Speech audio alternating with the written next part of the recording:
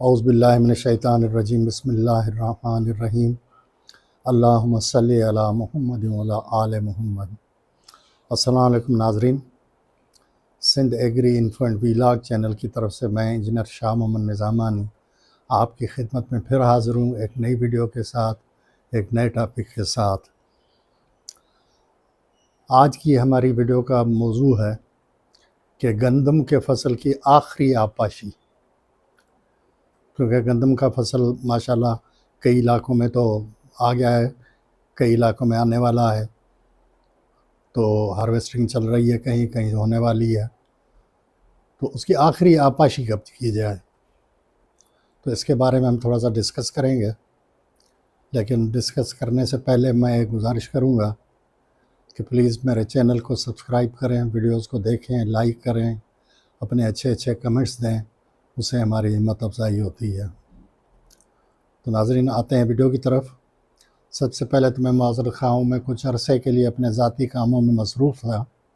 جس وجہ سے میں کوئی ویڈیو نہیں بنا سکا، آپ تک ویڈیو نہیں پہنچ سکی کوئی میری، لیکن اب انشاءاللہ جو ہے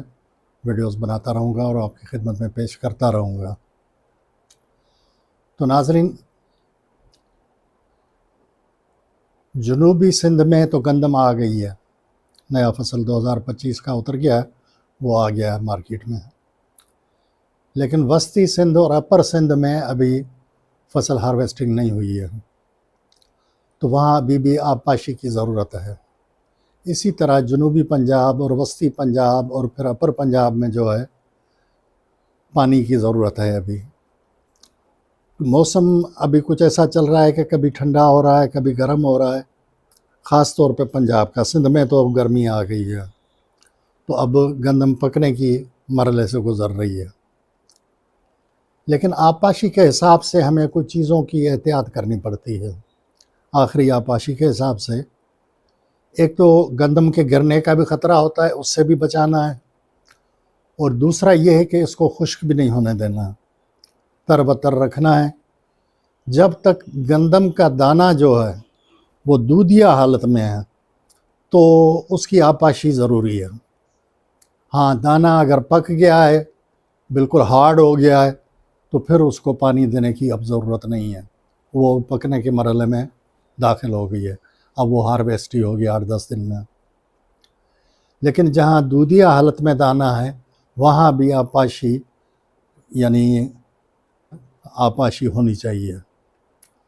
پنجاب میں بھی اسی طرح ہے، پنجاب میں بارشیں ہو گئی تھی کافی، جس وجہ سے موسم ٹھنڈا ہو گیا تھا، تو پانی کی ضروریات اس حساب سے پھر ویری کرتی ہیں علاقوں کے حساب سے۔ اب جیسے ریتیلے علاقے ہیں جن میں تھل ہے، چولستان ہے، یا اور کہیں جو ریت کے سیگمنٹس ہیں جہاں گندم کی فصل لگی ہوئی ہے، وہاں تو یہ پانی آخر تک چلے گا۔ جب دانہ دودھیا حالت سے نکل بھی گیا ہے، پکنے کی طرف جا رہا ہے، تب بھی اس کی آبپاشی کرنی پڑے گی، لیکن یہ دیکھنا پڑے گا کہ دانے میں دبانے سے اس میں نرم ہے یا سخت ہے، یعنی اسپنج حالت میں ہے تو اس کی آبپاشی کرنی پڑے گی۔ تو یہ ریکمنڈ کیا جاتا ہے کہ ریتیلے علاقوں میں پانی آخر تک لگتا رہے گا جب تک کہ اس کا دانہ نرم ہے اور دبانے سے دب رہا ہے، اس میں اسپنج کی پوزیشن ہے۔ باقی دوسرے علاقوں میں 20 مارچ تک آخری آبپاشی ہو جائے گی اور اس کے بعد گندم پک جائے گی۔ ایک چیز یہ نوٹ کر لینی چاہیے کہ پکنے کے بعد اگر گندم کی اریگیشن کی جائے، آبپاشی کی جائے، تو وہ نقصان دہ بھی ہوتی ہے، یعنی فصل کی جو کراپ ہماری اترتی ہے، ییلڈ جو ہے اس پہ اثر انداز ہوتی ہے، فیمن پیداوار کم ہو جاتی ہے۔ یعنی 20 مارچ کے بعد بھی آپ اگر پانی دیتے رہیں گے تو وہ نقصان دہ ہوگا، آپ کی جو ایوریج ہے اس کو کم کرے گا۔ تو اس لیے یہ خیال کیا جائے بس دودھیا حالت میں دانہ ہے تو اس کی آبپاشی کریں، اور 20 مارچ تک انشاءاللہ یہ دودھیا حالت سے فصل نکل جائے گی، پھر جو ہے آپ اس کو پانی دینے کی ضرورت نہیں ہے، تو پھر آپ فصل اٹھائیں۔ ہاں، ایک چیز جو ہے وہ یہ ذہن نشین رکھنی چاہیے کہ ٹیمپریچر اگر بڑھا ہوا ہے، ٹیمپریچر بڑھنے سے یہ ہوگا کہ گرماش محسوس کرے گا پودا، تو اگر دانہ چھوٹا رہ گیا ہے تو وہ چھوٹی حالت میں ہی سوکھ جائے گا، گروتھ نہیں کر پائے گا۔ تو اس حالت میں اگر اس پہ فولیئر پوٹاش کا اسپرے کر دیا جائے، کیونکہ اس حالت میں گندم کا پورا زور جو ہوتا ہے وہ ہوتا ہے دانے پہ، یعنی جڑ سے لے کے پورا ٹلر سے لے کے پورا اس کی طاقت جو بھی ہم نے خوراک ڈالی ہے وہ ساری اب اثر انداز ہو رہی ہے اس کے دانوں پہ، کیونکہ سٹا بھی جو بننا تھا وہ بن گیا، جتنی پولینیشن ہونی تھی وہ ہو گئی۔ اب جو ہے دانہ بن رہا ہے، اب جتنا دانہ صحت مند ہوگا، اچھا ہوگا، اتنا ایوریج ہماری اچھی اترے گی اور کسان کو فائدہ ہوگا۔ تو اس کے لیے جو ہے یہ چند ضروری گزارشات تھیں، وہ آپ کے خدمت میں نے پیش کی۔ بس یہ خیال رکھیں کہ 20 مارچ کے بعد اب جو ہے آبپاشی کی ضرورت نہیں پڑے گی۔